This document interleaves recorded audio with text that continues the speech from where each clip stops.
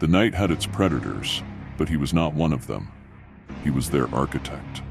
From atop a crumbling building, with the moon hanging high in the sky like a blind, watchful eye, Damien van Rens gazed upon the city.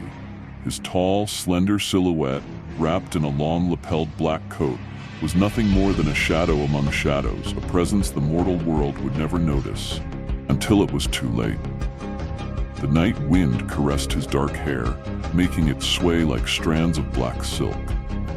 His eyes, two fathomless abysses, followed the movements of the young woman now wandering the streets, lost in her newfound nature. Lilith. He could feel her.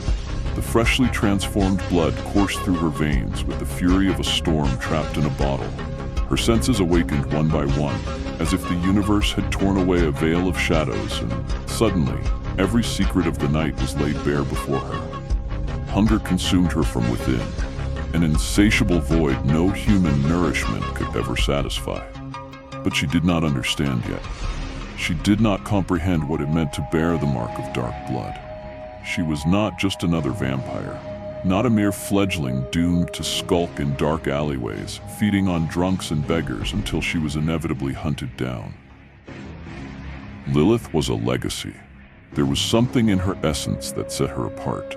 From the first moment he laid eyes on her, he knew the blood within her carried an ancient echo, an affinity with the dark power from which he himself descended. For centuries, he had searched for someone like her, someone worthy of receiving the gift he bore like a curse. Because Damien van Rens was no ordinary vampire.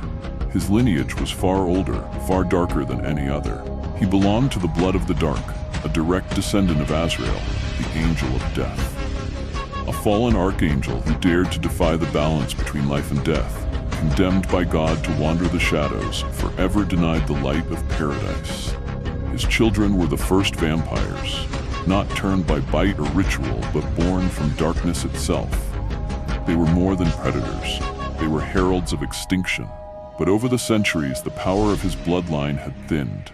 They were hunted, slaughtered in wars between clans, wiped from existence. And now, only he remained.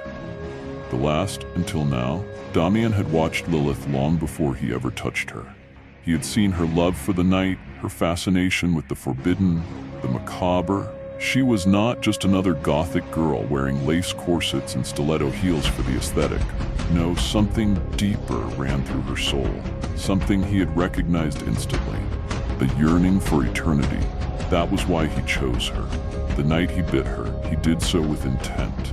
His blood burned the moment it mingled with hers, as if the universe itself had acknowledged the return of a forgotten lineage. Her transformation was not merely an awakening to immortality, it was a rebirth in darkness. From his vantage point, he watched her move clumsily through the streets. Her red hair, now vibrant under the dim glow of the streetlights, fell in wild waves over her shoulders.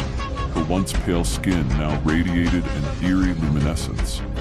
Her lips, stained with the remnants of her first feast, were twisted in a grimace between confusion and euphoria. He could feel her thoughts, her bewilderment, her fear.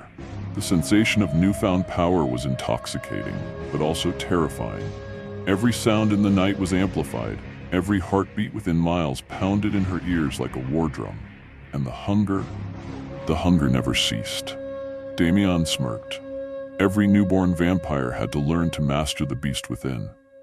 But Lilith was no ordinary vampire.